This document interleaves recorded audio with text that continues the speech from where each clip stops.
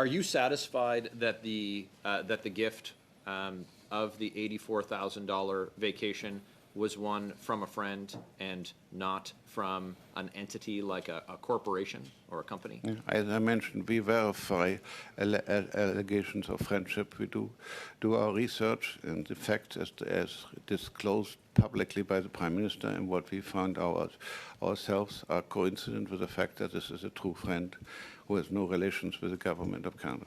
So, so I appreciate that, but let me be a bit more precise. So, it's not a question of to me if they're friends. The question is who gave the gift. So we'll give an example.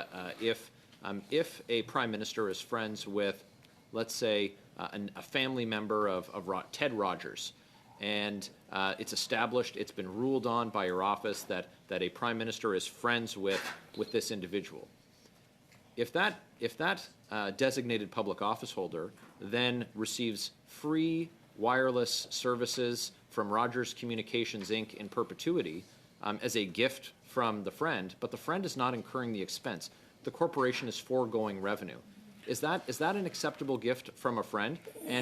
And sir, if it is not, has your office been satisfied in this case that the gift was in fact paid for by Mr. Green, and it was not just revenue that's foregone by a company that Mr. Green has an interest in? Because I don't see them the same way. Well, first of all, I don't answer hypothetical questions.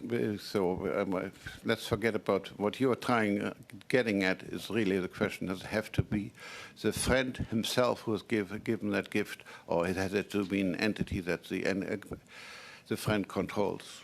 Frankly, that makes no difference to me. It wouldn't have cost if it hadn't been for the friend, and the friend doesn't have control over the entity that provided this. So in the case here, whether it's Mr. Green or Mr. Green's hotel that gives it, he is the controlling mind. He gave it, so therefore that's what counts as it's the friendship that triggered it.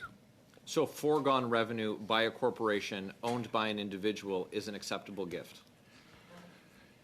It's not a question of you are trying to get me into income tax issues here. What the issue is not at all that. The issue is whether whether this gift in any way puts the situation in Section 11, which I pointed out, but which I read out to you, which is i.e.